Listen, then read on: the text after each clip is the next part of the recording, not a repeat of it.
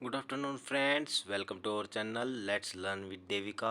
तो आज हम क्लास सेवन्थ का जितने भी पॉलिटी के चैप्टर्स हैं वो कंप्लीट करेंगे और इसमें fourth fifth six seventh eight ये 5 चैप्टर हम कंप्लीट करेंगे। ठीक है, एक ही वीडियो में क्यों करेंगे? क्योंकि ये चैप्टर ज़्यादा मतलब इससे क्वेश्चंस वगैरह ज़्यादा निकल के नहीं आते और बस इससे कोई रिटर्न वगैरह एग्ज़ाम देना हो तो वो इसमें इम्पोर्टेंट हो जाते हैं। अदरवाइज़ ये कोई ज़्यादा इंपॉर्टेंट क्वेश्चंस वगैरह यहाँ से ज़्यादा आते नहीं, तो ये ज़्यादा इंपॉर्टेंट चैप्टर्स हैं नहीं एग्ज़ाम पॉइंट ऑफ व्यू से। ठीक है, एमसीक्यू क्वेश्चंस बहुत रेयर टू रेयर कोई आ जाए तो आ जाए, अदरवाइज़ ये क्वेश्चन इंपॉर्टेंट है नहीं। तो जैसे फर्स्ट ये चैप्टर इंपॉर्टेंट है नहीं, जैसे फर्स्ट चैप्टर देखिए growing up as boys and girls. तो growing up as boys and girls का डिफ्रेंशिएट बता रखा है कि भाई कैसे ग्रो करते हैं हम, बॉयज़ है और गर्ल्स है। नेक्स्ट चैप्टर देखिए women change the world. Next chapter देखिए अंडरस्टैंडिंग मीडिया। नेक्स्ट चैप्टर देखिए market around us and A shirt in the market. तो ये चैप्टर हम करेंगे एक ही वीडियो में और वीडियो भी ज़्यादा लंबी नहीं होगी, शॉर्ट में मैं वीडियो का करक्स बता दूंगा। और ये चैप्टर भी कराने की ज़रूरत है नहीं, लेकिन मैं इसलिए करा रहा हूँ ताकि आपको ये ना लगे सर ने ये चैप्टर छोड़ दिए हैं। तो मैं सारा सिलेबस लेके साथ साथ चल रहा हूँ। ठीक है, तो यहाँ पे देखिए growing boys and girls, growing up as boys and girls. तो ये हमने देखा है सोसाइटी में बॉयज़ को अलग तरीके से पाला जाता है और गर्ल्स को अलग तरीके से पाला जाता है।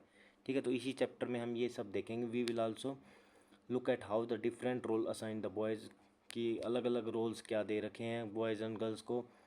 Most society valued man and women, man और वुमेन को डिफरेंटली वैल्यूड देती है। अब जैसे वुमेन के काम को इतनी इम्पोर्टेंस नहीं दी जाती घर के काम में। ठीक है, कि भाई इसने घर का ही काम किया है, लेकिन वो काम करना बहुत हार्ड होता है घर का काम भी। वही मैं जो मेल का काम होता है, मेंस का काम होता है, वो बाहर का काम करते हैं, उसको ज़्यादा ही इम्पोर्टेंस दी जाती है। ठीक है, लेकिन काम आप घर का देखेंगे वो भी एक बहुत ही हार्ड टास्क होता है। तो इस चैप्टर में हम ये सब देखेंगे। ठीक है, तो नेक्स्ट चलते हैं अब। इसमें मैंने हाईलाइट कर रखा है, कुछ ज़्यादा है नहीं। ग्रोइंग अप सामोआ इन 1920s। ठीक है, तो एक पहले सबसे पहले आप कहाँ देखना, सामोआ द्वीप है कहाँ। ठीक है, आप वहाँ पे देखिए गूगल मैप्स वगैरह या मैप कोई भी हो वहाँ से आप देखिए, गूगल्स पे देखिए। ठीक है, तो सामोआ है कहाँ। तो सामोआ एक आइलैंड है, are part of large group of small island in the southern part of Pacific oceans. ठीक है, पैसिफिक ओशियन कहाँ है ये भी पता होना चाहिए आपको। तो इसमें क्या पता रखा है, यहाँ के बच्चे स्कूल वगैरह नहीं जाते थे। ठीक है, 1920s के आसपास। ठीक है, तो वहाँ पे बता रखा है लड़के क्या करते थे, छोटी उम्र में ही मछली वगैरह पकड़ने का काम करने लग जाते थे। और जो बड़े बच्चे बीच की एज के बच्चे होते थे वो अपने से छोटे बच्चों को संभालते थे, और जो थोड़े से यंग हो जाते थे 8-9 साल के, ठीक है, वो क्या करने चले जाते थे अपने बड़े भाई के साथ या जो भी आप परिवार में बड़े हैं उनके साथ मछली वगैरह पकड़ने चले जाते थे। वहीं गर्ल्स क्या करती थी, उनका मतलब जो छोटे बच्चे होते थे उनको देख रेख करती थी और बाद में भी देख रेख रखती थी। लेकिन उनको फिर वो भी गर्ल्स भी 14-15 ईयर की हो जाती थी तो उनको फ्रीडम मिल जाती थी बाहर जाने की। ठीक है, तो वो भी मछली वगैरह पकड़ने जाती थी और यहाँ पे बच्चे स्कूल वगैरह नहीं जाते थे। ठीक है, ये मैंने हाईलाइट कर रखा है कुछ हार्ड वर्ड, जैसे यंग पीपल देयर फॉर, ये देखिए young people there for learn to undertake long fishing expedition. अब एक्सपीडिशन क्या होता है ये आप देखोगे पीडीएफ में, ये देखिए एक मिनट, ये मैंने इसमें लिख रखा है एक्सपीडिशंस।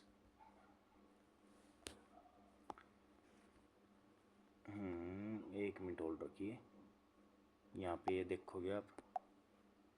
अब तो चलो दिखा नहीं रहा, लेकिन मैंने ये हाईलाइट किया है। तो एक्सपीडिशंस होता क्या है वो बता देता हूँ। तो एक्सपीडिशंस होता है मतलब किसी भी रिसर्च वगैरह में काम साथ चलना, मतलब एक शॉर्ट जर्नी होती है। ठीक है, तो वो एक्सपीडिशन जाते थे, learn to undertake long fishing expeditions. ठीक है, खोज खबर करने में, मतलब कोई लर्न न्यू एक्सपीरियंस करने में, तो वो होता है एक्सपीडिशंस। ठीक है, ये अब नेक्स्ट करते हैं हम।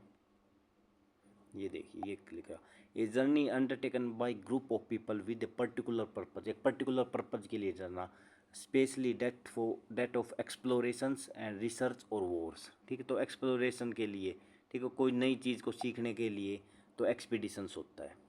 ठीक है, तो नेक्स्ट करते हैं अब। तो यहाँ पे देखिए गर्ल्स क्या काम करती थी, girls had to continue looking after small childrens, वहीं गर्ल्स तो स्मॉल चिल्ड्रंस को संभालती थी, अपने से यंगर बच्चों को। ठीक है, और जो बॉयज़ होते थे वो फिशिंग्स वगैरह करने में चली जाते थे। और डू एरांड्स फॉर एडल्ट, एरांड्स क्या होता है, काम करना। ठीक है, काम करना वो एरांड्स होता है। फॉर अडल्ट, अडल्ट की हेल्प करते थे काम करवाने में, मतलब कोई ऐसा काम कर रहा है तो उसकी हेल्प वगैरह करवाना। ठीक है, तो ये होता था काम। ठीक है, इसका भी मैंने हाईलाइट कर रखा है, तो इसका आप देखिए, यहाँ से दिखा नहीं रखा। ठीक है, हाईलाइट पोर्शन मतलब आप देख सकते हैं, a short journey undertaken in order to deliver or collect something specially on someone else behalf. ठीक है, मान लो कुछ कोई बड़ा आदमी कुछ कलेक्ट वगैरह कर रहा है, ये कलेक्शन का काम है, तो उसमें थोड़ी मोटी हेल्प करा देना, वो होता है एरांड्स, छोटा मोटा काम करवा देना। ठीक है, हम देसी लैंग्वेज में बोले तो छोटा मोटा काम करा देना। तो ये सब आपने देखा कि भाई कैसे बॉयज़ और गर्ल्स को अलग अलग तरीके से पाला जाता है। ठीक है, आपने नेक्स्ट देखिए, मध्य प्रदेश का एग्जाम्पल दे रखा है। ठीक है, मध्य प्रदेश में यहाँ पे लड़कियाँ ग्रुप्स में जा रही हैं, वहीं लड़के हंसते खेलते जाते हैं, लड़कियाँ एक ग्रुप में आराम से जाती हैं। दोनों के स्कूल का डिफरेंस बता रखा है। जो गर्ल्स का स्कूल होता है सेक्लूजन्स होता है, उसमें सेक्लूजन मतलब पूरा मतलब दीवार खींची हुई है चारों तरफ और पब्लिक से अलग कर रखा है। ठीक है, वहीं बॉयज़ के स्कूल्स में ओपन ग्राउंड होते हैं। ठीक है, गर्ल्स के स्कूल में ओपन ग्राउंड नहीं होते। तो यहाँ पे मैंने सेक्लूजन्स का meaning with the state of being private and away from the other people. ठीक है, तो उनके जो प्ले ग्राउंड होते थे वो सेक्लूजन होते थे, प्ले ग्राउंड का सेक्लूजन होता था। वहीं बॉयज़ के प्ले ग्राउंड से boys play grounds was just a big space and attach to the school. ठीक है, outside the boys school had no such court yard, उनका कोर्ट यार्ड कैसा था, गर्ल्स का सेक्लूजन में था। तो ये दोनों डिफरेंस होते थे। तो मतलब ये दिखाने की कोशिश की, ये लड़कों और लड़कियों को एक जैसे नहीं पाला जाता, उनमें भी डिस्क्रिमिनेशन किया जाता है, डिफ्रेंशिएट किया जाता है। ठीक है, तो ये सब कारण रीज़न क्या है, क्योंकि ये सोसाइटी में कमियां हैं। हमारी सोसाइटी लड़कियों को अलग तरीके से देखती है, लड़कों को अलग तरीके से देखती है, लड़कियों को कमज़ोर समझती है, लड़कों को स्ट्रॉन्ग समझती है। और ये बचपन में ही बोल दिया जाता कि भाई तुम लड़की हो, तुम ज़्यादा स्ट्रोंग नहीं हो, उनको फील कराया जाता है, डायरेक्ट नहीं भी बोला जाता, तो उनको फील कराया जाता है तुम लड़की हो तुम्हारा ये काम है, तुम लड़का हो तुम्हारा वो काम है। तो ये सब इस चैप्टर में है। ठीक है, तो ज़्यादा डिटेल्स वगैरह करने की ज़रूरत नहीं है। तो ये कि एग्जाम्पल एक स्टोरी चला रखी है, इसमें एक बच्ची बोलती है उसकी माँ तो केवल घर का काम ही करती है। ठीक है, तो ये घर का काम वगैरह ये एक दिन के स्ट्राइक पे चली जाती है मम्मी। ठीक है, इस बच्चे की मम्मी एक दिन के स्ट्राइक पे चली जाती है कि बोलती है कि मैं घर का काम नहीं करूँगी। तो ये पापा है जो इनके पिताजी हैं या इनके हस्बैंड हैं, जो स्ट्राइक पे गई है फीमेल, उनके हस्बैंड हैं ये। तो वो परेशान हो जाते हैं, वो टिफ़न्स वगैरह भूल जाते हैं, जैसे ये लिख रखा oh oh no forget about that, what about kid lunch box. जो स्ट्राइक पे है वूमेन वो बोलते हैं किड्स लंच बॉक्स कहाँ है, तो वो पिताजी बोलते हैं मैं तो भूल ही गया। तो ये दिखा रखा कि भाई जो वुमेन्स का काम होता है वो भी घर का काम, वो भी बहुत हार्ड होता है, उसको करना मतलब इजी नहीं है, लेकिन फिर भी उसकी हमें या फीमेल्स को सैलरी नहीं दी जाती। ठीक है, तो मतलब क्या है, इक्वालिटी नहीं है यहाँ पे। ठीक है, तो नेक्स्ट ये देखिए, डोमेस्टिक वर्कर्स की जो डोमेस्टिक वर्कर्स होते हैं उनकी लाइफ के बारे में बता रखा है। तो उनकी लाइफ बहुत स्ट्रगल्स, डोमेस्टिक वर्कर जो काम करने वाली महिलाएं, काम काज वाली महिलाएं होती हैं, उनको उनकी लाइफ बड़ी मतलब हेक्टिक हो जाती है, उनको बच्चे पालने में दिक्कत होती है, उनको ज़्यादा टाइम नहीं दे पाते वो बच्चों को, और शरीर थक जाता है, अच्छे से खा पी नहीं पाते। तो ये सब प्रॉब्लम्स दिखा रखी हैं इसमें। ठीक है, वुमेन्स वर्क एंड इक्वालिटी। तो इक्वालिटी क्यों, हम इक्वालिटी की बात करें, क्योंकि हमारा प्रिंसिपल क्या बोलता है, ये हाईलाइट पोर्शन देखिए, as we know now equality is an important principle of our constitution. तो क्लास 6 में और पिछले चैप्टर्स में हमने बताया था इक्वलिटी इम्पोर्टेंट प्रिंसिपल है of our constitutions. The constitution से that being male or be female should not become a reason for discrimination. तो तुम मेल हो और तुम फीमेल हो तो ये कोई रीज़न नहीं होता डिस्क्रिमिनेशंस का। ठीक है, तो इक्वलिटी की बात इसलिए वुमेन्स की इक्वलिटी की बात इसलिए हो रही है और ये ज़रूरी भी है। ठीक है, और गवर्नमेंट ने कुछ स्कीम्स वगैरह चला रखी हैं ताकि वुमेन्स भी इक्वली मेल्स के इक्वली जॉब करें, उतनी सैलरी मिले। ठीक है, तो वो अब क्या गवर्नमेंट ने स्कीम्स वगैरह पॉलिसी बना रखी है, जैसे अगर किसी ऑर्गेनाइजेशन में, ये हाईलाइट पोर्शन देखिए, किसी ऑर्गेनाइजेशन में मोर देन 30 वुमेन्स, ठीक है, मोर देन 30 वुमेन्स एम्प्लॉयड, तो उनको क्या देना पड़ेगा, क्रैच फैसिलिटी देनी पड़ेगी। ठीक है, क्रैच फैसिलिटी क्या होती है, मतलब जहाँ पे बच्चों को रखा जा सके, बच्चों को खिलाने की जगह होगी, बच्चों को दूध, कोई मिल्क फीडिंग मदर है तो उनको फीड कराया जा सके। ठीक है, तो ये हो गया क्रैच फैसिलिटीज़। तो इस चैप्टर में बस इतना ही है। तो अब हम नेक्स्ट चैप्टर के तरफ बढ़ते हैं। नेक्स्ट चैप्टर हमारा चैप्टर 5, ठीक है, वुमेन चेंज द वर्ल्ड। तो ये हम चैप्टर करेंगे अभी। ठीक है, वुमेन चेंज द वर्ल्ड। ठीक है, तो चलो नेक्स्ट चैप्टर हम स्टार्ट करते हैं। तो वुमेन चेंज द वर्ल्ड, जैसे मैंने बताया था, तो इसमें हम क्या देखेंगे, we saw how womens work in home is not recognized as work. तो हमने प्रीवियस चैप्टर में देखा था कि वुमेन्स के काम को एक रिकॉग्नाइज्ड वर्क नहीं समझा जाता। ठीक है, तो मैंने ये चैप्टर हाईलाइट कर रखा है जहाँ से हम फटाफट इस चैप्टर को 2-3 मिनट में कंप्लीट करेंगे। ठीक है, अब ये draw image of the following farmers, यहाँ पे हम क्या बनाएंगे, मेल्स बनाने की कोशिश करेंगे। एक फैक्ट्री वर्कर, ज़्यादातर बच्चे मेल्स बनाएंगे, नर्स में ज़्यादातर बच्चे फीमेल्स बनाएंगे। ठीक है, एक साइंटिस्ट में ज़्यादातर मेल्स, पायलट में ज़्यादातर मेल्स, टीचर में ज़्यादातर फीमेल्स। तो ये सब हम करते हैं। ये सब क्या है, मतलब डिस्क्रिमिनेशन कर रखा है। ठीक है, कि हम ये मानते हैं कि टीचर कौन अच्छा हो सकता है, फीमेल अच्छा हो सकता है, अच्छी हो सकती है। नर्स कौन अच्छी हो सकती है, एक फीमेल अच्छी हो सकती है। ठीक है, तो ये एक डिस्क्रिमिनेशन है, ऐसा कुछ नहीं है, ये हमारा स्टीरियोटाइप के कारण हम ऐसा सब कर रहे हैं। ठीक है, तो ये देखिए फीमेल से, ये देखिए टीचर्स में 25 बच्चों ने मतलब फीमेल्स बनाई, फार्मर में 0 फीमेल्स, फैक्ट्री वर्कर में 5, नर्स में 30, साइंटिस्ट में 5, पायलट में 3। तो ये हमारा क्या है, बच्चों को सिखा दिया जाता है कि बचपन से ही आप ये काम कर सकते हो, आप वो काम नहीं कर सकते। तो ये सब क्या है, स्टीरियोटाइपिंग के कारण। और स्टीरियोटाइपिंग मैंने लास्ट क्लास में मैंने आपको पढ़ाया था कि स्टीरियोटाइप क्या है। ठीक है, तो ये स्टीरियोटाइप के कारण, because so many peoples believe in these stereotypes. ठीक है, तो स्टीरियोटाइप्स में बिलीव करते हैं, तभी फीमेल्स को नर्स बनने के लिए भेज देते हैं, या मेल्स को नर्स बनने के लिए नहीं भेजते। ठीक है, तो ये होता है स्टीरियोटाइपिंग। अब ब्रेकिंग स्टीरियोटाइप एक स्टोरी दिखा रखी है। ये एक फीमेल है जिसने कि फर्स्ट फीमेल जिसने ये अपना लोको पायलट का कोर्स किया और उन्होंने क्या चलाया, ये अपनी ट्रेन चलाई थी। ठीक है, तो ये हो गया ब्रेकिंग स्टीरियोटाइप। तो लोगों का जो स्टीरियोटाइप था कि फीमेल्स ये काम नहीं कर सकती, वो वहाँ पे ब्रेक कर दिया लोगों का। ठीक है, ये देखिए आप एग्जांपल वगैरह दिखा रखे हैं ऐसे। ठीक है, ये फिर जैसे फीमेल्स वर्कर काम कर रही हैं, तो ये सब एग्जांपल दिखा रखे हैं। ये एक इम्पोर्टेंट स्टोरी है, ये पढ़ लेते हैं। ठीक है, रामाबाई सोन अबो। ठीक है, तो ये कौन है, एक रामाबाई है विद हर डॉटर्स। ठीक है, champion the cause of womens education. तो वुमेन एजुकेशन पे इन्होंने काम किया था। She never went to school, वो कभी स्कूल नहीं गई, but learn to read and write from her parents, लेकिन वो सीख गई थी रीड और राइट करना। She was given the title Pandita, उनको पंडिता का टाइटल दिया because she could read and write Sanskrit, a remarkable achievement as women then were not allowed such knowledge.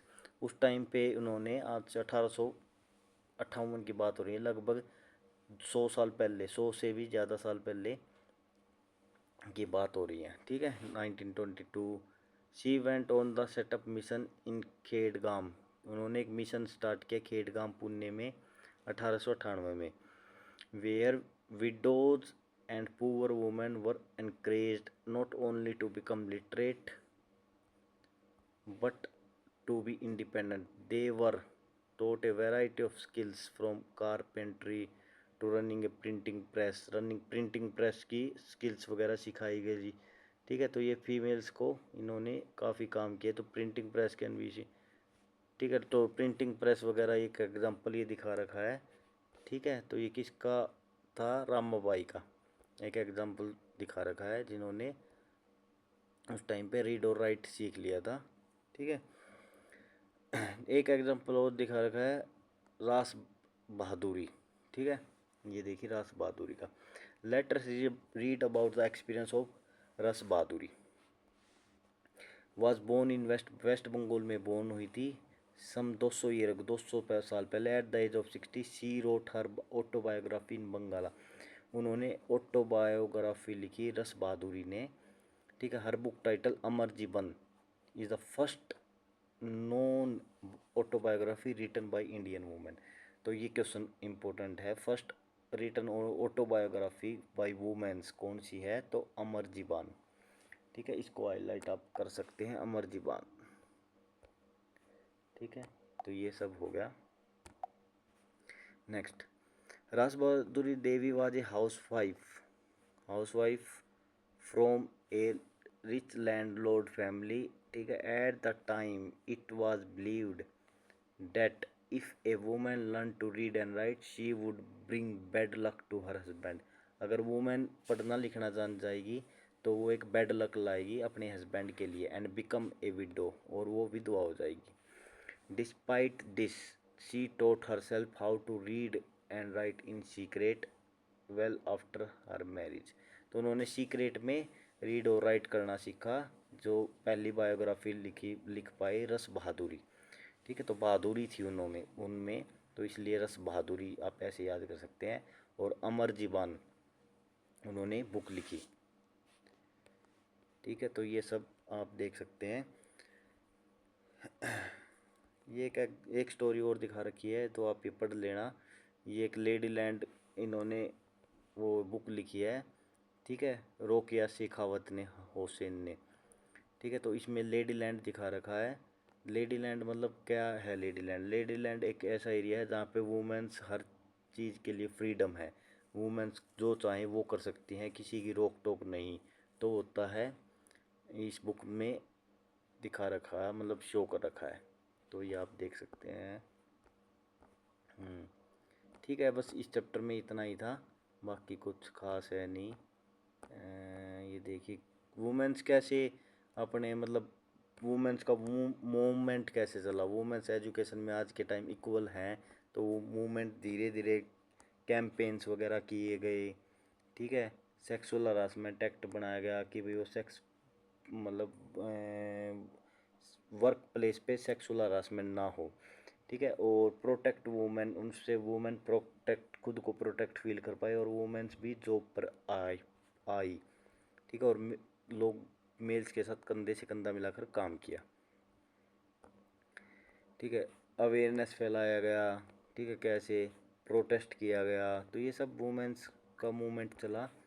Showing solidarity, उन्होंने एक इकट्ठा होकर काम किया। ठीक है, तो ये सब है इस चैप्टर में। ठीक है, तो अब हम करते हैं, ये अपने 2 चैप्टर कंप्लीट करा चुका हूँ मैं, तो कुछ खास है नहीं, तो आप भी देख सकते हैं इसमें। ठीक है, चैप्टर 6 अंडरस्टैंडिंग मीडिया। ठीक है, तो चैप्टर 6 पे पहुंच चुके हैं हम। तो इसमें अंडरस्टैंडिंग मीडिया, तो ये चैप्टर पे भी कुछ खास है नहीं। तो जैसा कि आपको पता होगा, मीडिया एक इम्पोर्टेंट है डेमोक्रेसी के लिए।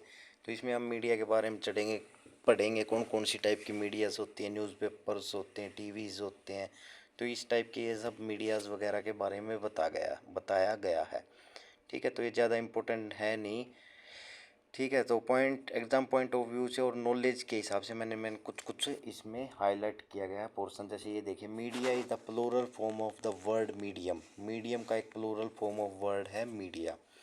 And it describe the various way through which we communicate in society. और ये इसका मीनिंग क्या हुआ? जिसमें हम सोसाइटी से कम्युनिकेट कर सकें वेरियस वेज के द्वारा।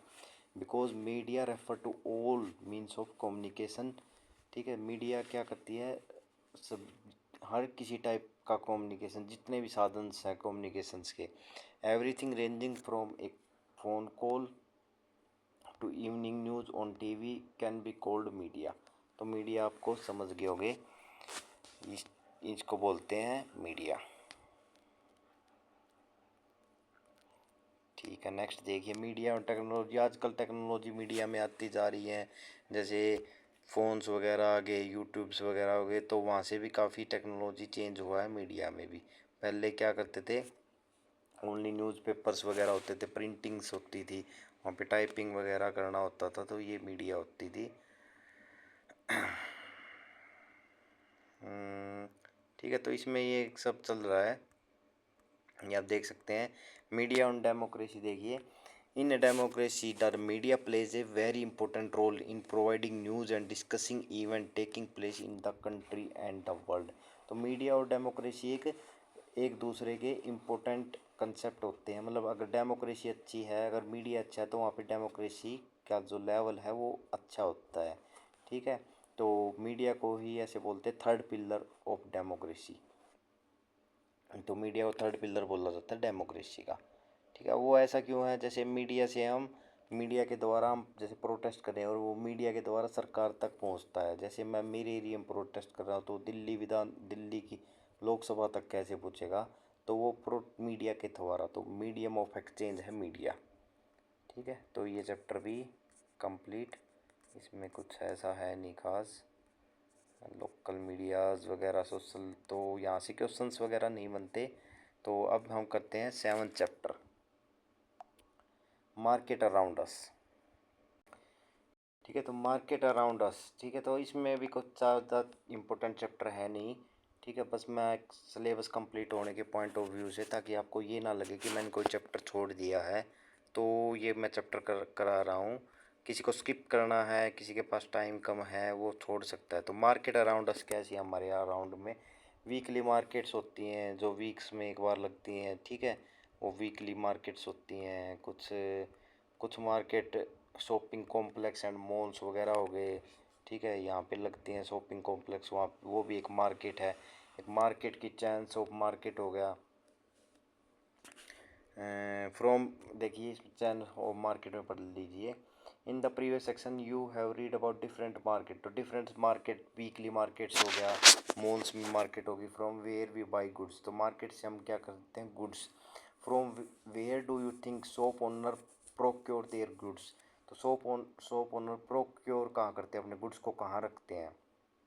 Goods are produced in the factory, on farms and in homes. However, we don't buy directly from the factory or from the farms, nor would the producer be interested in selling a small quantity such as 1 kilo vegetable, 1 kilo plastic mug. These people in between the producer and the final consumer are traders। तो बीच में क्या होता है, traders होता है। The wholesale traders first buy goods in large quantity. For example, the vegetable wholesale trader will not buy a few kg but 25 की kilos वो खरीदेगा। ठीक है, तो एक बीच में ट्रेडर्स वगैरह होता है। जैसे ये तो फैक्ट्री का मालिक है जो सामान को प्रोड्यूस कर रहा है, और ये क्या है, कंज्यूमर। ठीक है, तो यहाँ से डायरेक्ट यहाँ आप नहीं पहुँच सकते, यहाँ से पहले कहाँ जाना पड़ेगा, ट्रेडर्स कहाँ पहुँचाएगा, दुकान पे, और यहाँ से सब वगैरह तब खरीद सकते हैं हम। ठीक है, तो ये हो गया सब। दीज आगे देखिए, these will then be sold to other traders in these market. Buying and selling these place between traders, it is through these link to traders that goods reach far away. अब यही तरीका, ये factory मान लो दिल्ली में, और यहाँ ये सामान यूपी पहुँचाना है, तो ये ट्रेडर्स के द्वारा पॉसिबल है। ठीक है, the traders finally sell thing to the consumer is the retailer. जो फाइनली कंज्यूमर को सामान बेचता है वो रिटेलर्स कहलाता है। This could be trader in a weekly market, a hawker in the neighbourhood or shop in a shopping complex. तो ये सब हो गया चैन्स ऑफ, क्या है, चेन ऑफ मार्केट। तो ऐसे चेन चलती है, और ये सामान हम हर किसी को पहुंच जाता है। तो इसमें कुछ साफ है नहीं, साफ साफ दिखाई दे रहा आपको भी कि भाई ये चैप्टर ज़्यादा इम्पोर्टेंट है नहीं। और लास्ट चैप्टर और देख लेते हैं अब हम।